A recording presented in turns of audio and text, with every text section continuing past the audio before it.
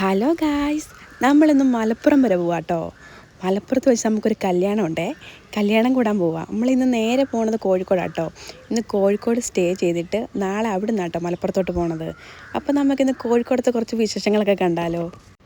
വെളുപ്പിന് ഒരു 5 മണിക്കെങ്കിലും ഇറങ്ങണം എന്നൊക്കെ ഓർത്തിരുന്നാട്ടോ. പിന്നെ ഒരുങ്ങി പിടിച്ച് വന്നപ്പോഴത്തേക്കും 6:40 അപ്പോഴാണ് പിന്നെ വീട്ടിൽ നിന്ന് ഇറങ്ങിയത്.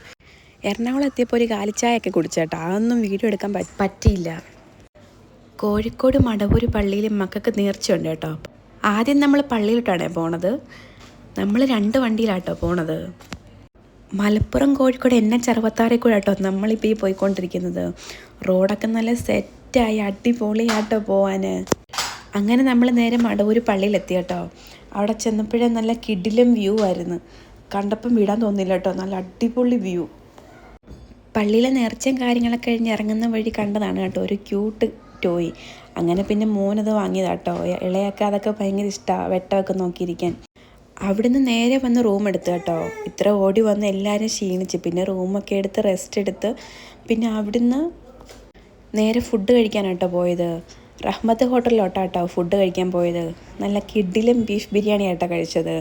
തിരക്കുള്ളൊരു സ്പോട്ടാട്ടോ അത്. അതുകൊണ്ട് തന്നെ കുറച്ചധികം നേരം ഇരുന്നിട്ടാട്ടോ ഫുഡൊക്കെ കിട്ടിയത്. പിന്നെ ഫുഡടിയെല്ലാം കഴിഞ്ഞ് നമ്മൾ നേരെ കോഴിക്കോട് ബീച്ചിലോട്ടാട്ടോ പോയത്.